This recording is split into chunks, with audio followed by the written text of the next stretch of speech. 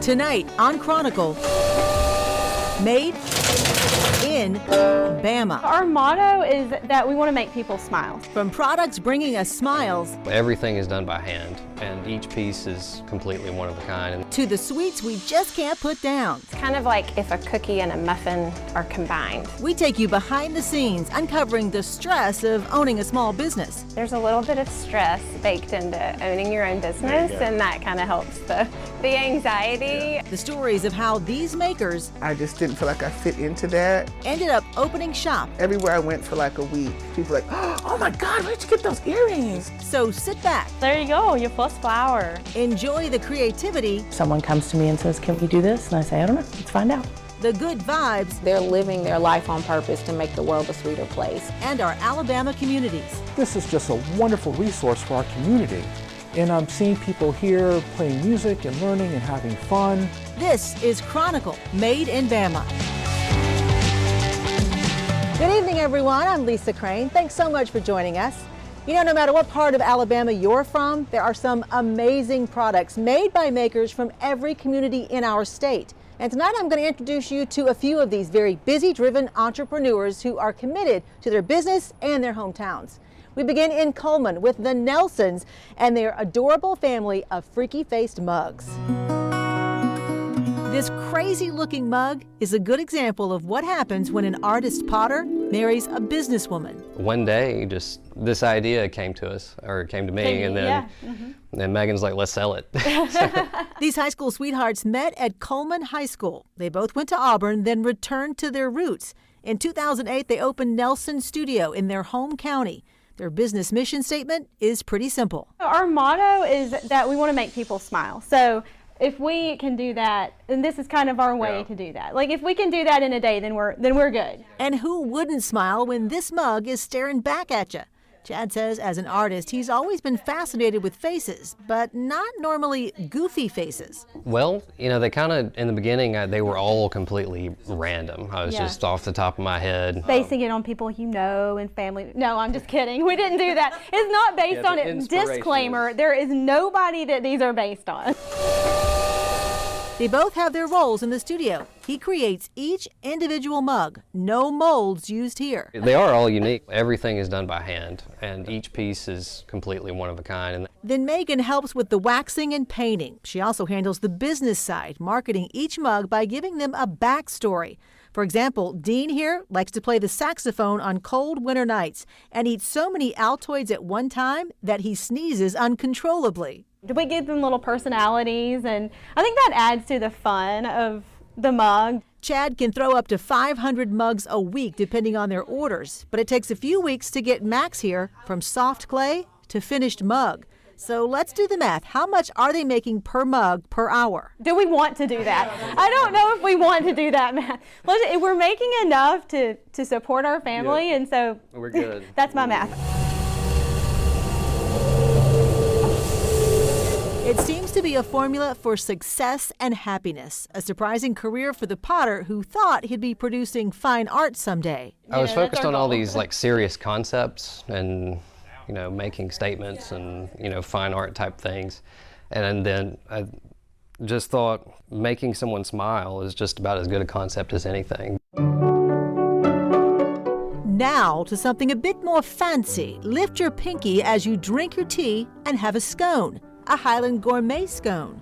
Yep, you can find them right here in the greater Birmingham area. You know, we get people who will, you know, read about us in a magazine or something. They will clarify, are you in Birmingham, England, or Birmingham, Alabama? I mean, truthfully, that sounds made up, but it's really not. Katie and Lee Caldwell are churning out about 100,000 of these decadent desserts a year in Pelham. They bought the business in 2017, and at that time, Katie had never even made a scone. But she did love food and baking. She catered her high school prom one year. I mean, she sold cheesecakes out of our own personal kitchen one year. So, I mean, there was a little bit of history there.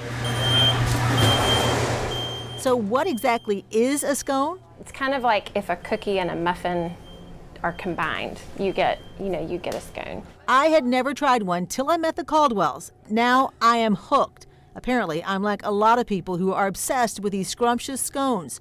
One regular customer even drove from Atlanta when she realized she'd waited too late to place her holiday order. She's like, "Are you going to be open tomorrow?" I mean, they literally drove 3 hours to have our scones under their Christmas tree.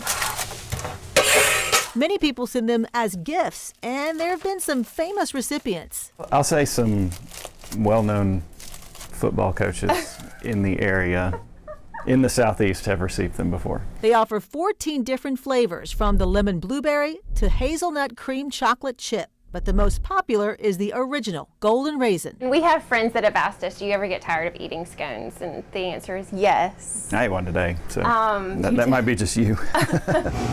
These are anything but low fat. So how do the Caldwells stay so fit and trim? There's a little bit of stress baked into owning your own business, and that kind of helps the anxiety. You can tell how busy our Christmas season was by how much weight we have lost over that period. It's a stressful, busy time this couple is very grateful for every year. We're always so honored when people choose to make our product part of their special holidays and celebrations. After all those scones, you might want to tidy up. The Left Hand Soap Company can help with that. The owner is Soapy Jones. Yep, that is her real name.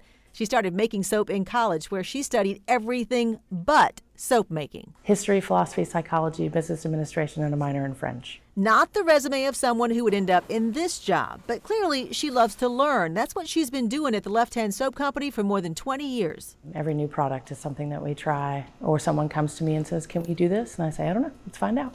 The most popular products here are anything in rosemary mint, from bar soap to bath salts. It is very powerful. It's also very invigorating, so it's a good morning, but it's good for circulation, so it's good in the bath. It really is just one of those things that's great all around.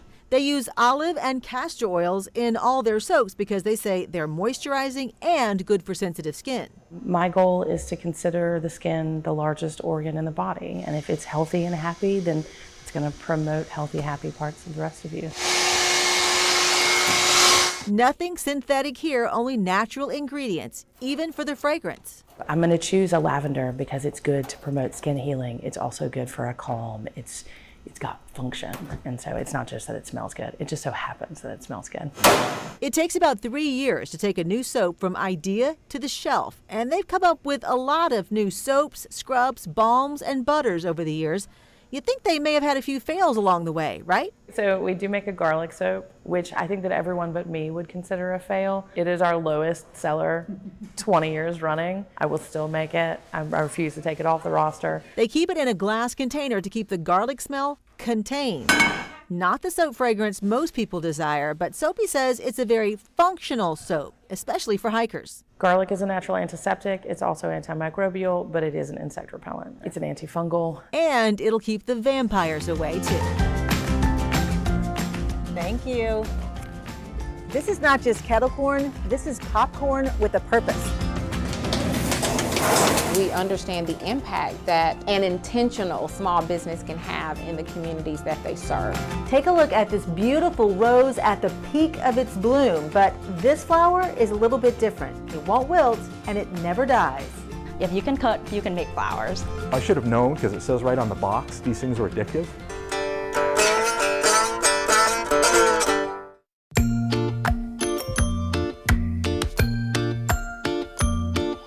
It's hard not to be happy when you make kettle corn for a living.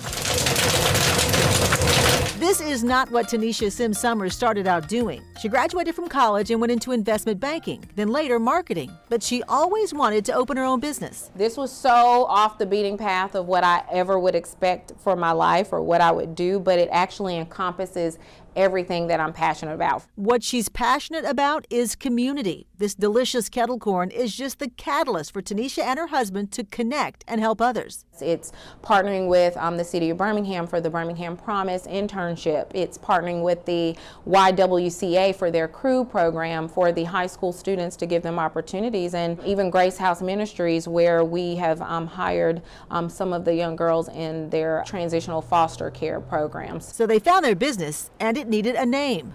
Naughty but nice just seemed right. You're being naughty, but you're being a little nice, because popcorn traditionally is a healthier snack alternative. Now, obviously, we embellish it a little bit, still using the highest quality ingredients, but you don't feel like you're just eating a carrot, right? But it's not a cupcake. They have several flavors to choose from. All of them have a sweet and salty blend. The most popular is the Birmingham mix, which was an accidental flavor, but it is a blend of our cheddar, makes it better in French toast. So we like to say it's like breakfast in a bag. It's all popped fresh after you order it for pickup or shipping. The couple says they have a loyal following of customers who they refer to as popheads, who share their love of kettle corn and their outlook on life. They're living their life on purpose to make the world a sweeter place, and that is generally how they're using our gift, to brighten someone's day or to make a relationship sweeter. A bouquet of gorgeous flowers can also brighten someone's day. These beautiful buds aren't your typical blooms. They never die, and they're very low maintenance. You never have to water them or, maintain them. The only thing, though, is keep away from direct sunlight and water, which is the opposite of real flowers. These are made of paper by hand. It's a skill the owner of the paper petal company guarantees she can teach anyone. Oh, they're so much fun. Anybody can do this. There's people who not even crafty. They come in, we teach them step by step, and their flowers turn out beautiful. If you can cut, you can make flowers. So I gave it a try. Tao says she started making beautiful things from paper when she was very young in Vietnam. When I first came here, I didn't know any English, and making origami at school was a way for me to kind of make friends and connect with other people. Then she moved from origami to crepe paper flowers, and she loved how real she could make them appear. I started out making flowers in my bedroom, and flowers were covered corner to corner, so I didn't even have room to walk. She can spend hours making some of these more complex blooms, but as you can see here, she whipped out this perfect peony in no time. And while I did okay, it is easy to see who the real expert here is. When she fills a vase with these, it's hard to distinguish them from the real thing. We have a lot of people still come in and just get it as a gift for their girlfriend or their wife, especially one-year anniversaries. Everyone gets paper, right? And unlike real flowers, these are perfect for those with allergies or other sensitivities. These are perfect for hospitals, especially in the intensive care unit. Sometimes hospitals don't allow people to bring real flowers in, and these are a great substitute. But make sure the recipient knows these are paper flowers, because adding water to the vase is a quick way to dissolve your daisy. Check out these dadas. That's what these gorgeous custom hand-painted earrings are called, and there is a story behind each unique pair. Normally I just sit down and let it come out. This is a smudge pot, something like a chimenea, but this thing burns a lot hotter, and you can have it personalized with any design you can think of. It's 70% patience and 30% skills.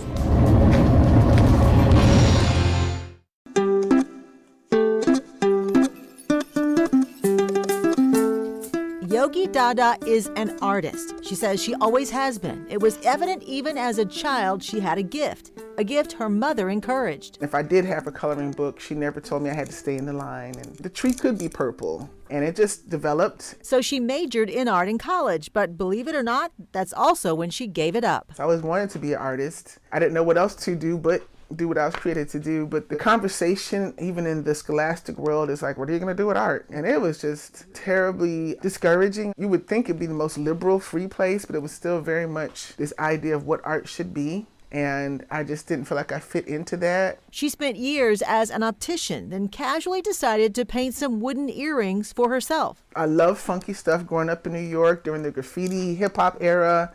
I loved big earrings, could never wear them. So I hand painted these. But my story, New York chick and poet on the back and Rock City and just my story. Those were her first dadas, and wearing them seemed to be an advertisement for her talent. Everywhere I went for like a week, people were like, oh my God, where'd you get those earrings? So life forced her to embrace her gift. Now she does custom earrings to celebrate other women. Which is really what I think catapulted my business. Not only because I was getting people's stories, but they're wearing their stories. She does commissioned dadas and many other custom originals. They run anywhere from $250 to over $1,000. I'm seeing confident women, strong women, women who have gone through hell in life and somehow found their voice and their strength inside and built out. They are not ashamed or afraid. She also has a signature series, prints of the originals. They sell for under $75. She says she's definitely rediscovered her passion and encourages others to do the same. If you really don't believe you can get it wrong, there should be no fear. How do you get art wrong? You can't go wrong with this Made in Bama product. It's hot, red hot. If you really want to get one of these cooking, you can't get within about 6 feet of one. Move over fire pits and chimeneas. Make room for smudge pots. They've been around for more than 100 years, invented to keep vineyards and orchards safe from frost, so they can easily keep you warm in a chilly Alabama winter. There is a fuel contained in the bottom, and you light the fuel manually, and then it creates its own updraft, and then recycles some of the carbon fuel back down through the tube, and then creates a circular motion and becomes hotter and hotter, and you adjust the heat in it with the vents on the side. These fiery works of art are created by Sinister Fab Works in Morris. Alex Van Hart and Dustin Stubbs have been cranking them out for several years now, selling them in Alabama and all over the country. You actually do the design process on the computer, and then you import it over to the programs that actually cut the material. You know, you lay a sheet of steel out on a plasma table, and it has a little head that runs around and just shoots an arc of plasma through the steel into the exact same shape that you programmed into the computer, just like a printer would. So they can be personalized with any design you can imagine. We have done everything from your favorite football team to your last name, anything you can dream of, we could basically take and put onto a smudge pot. They run between $450 and $700 and can ship to most of the U.S. for about $50. A hot commodity on a cold night. It used to hold cigars, now is a beautiful musical instrument that the maker guarantees even you can play.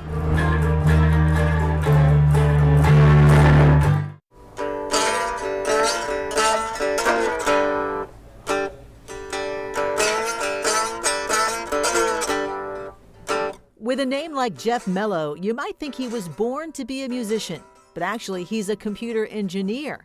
Might sound like a contradiction, but not to Jeff. You're kind of limited in how creative you can be. You know, you're a problem solver as an engineer. But I've always had this artistic bend to me. I've always liked to make things. I was always liked to be creative. When he visited the Cigar Box guitar store with a friend, he had his engineer hat on. I picked this thing up and the engineer in me goes, I think I could make one of these. This is kind of cool. So I made one. Then I made another. I made another.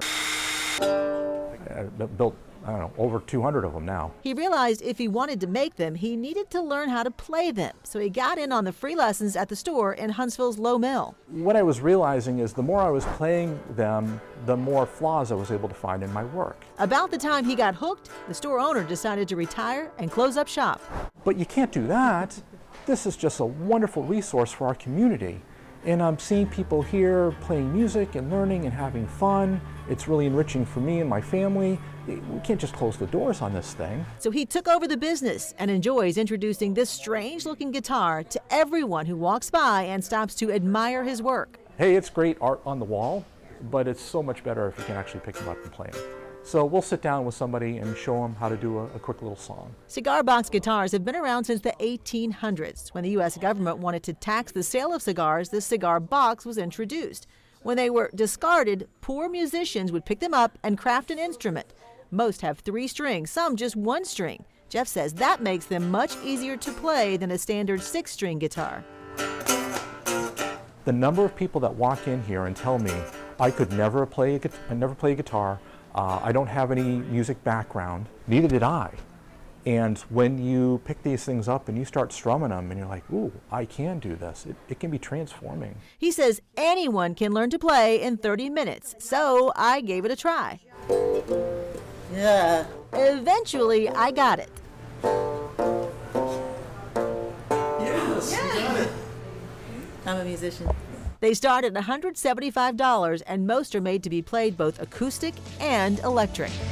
As you can see, Alabamians are creating a wide variety of outstanding products, from custom jewelry and fanciful mugs to interesting instruments and tasty treats. If you'd like to learn more about the items you saw here, just check out the WVTM 13 app or our Facebook page. I'm always looking for unique stories and amazing people, so if you have a Chronicle idea, I want to hear from you. Contact me on Facebook or at WVTM13.com. Until next time, I'm Lisa Crane for WVTM 13 Chronicle.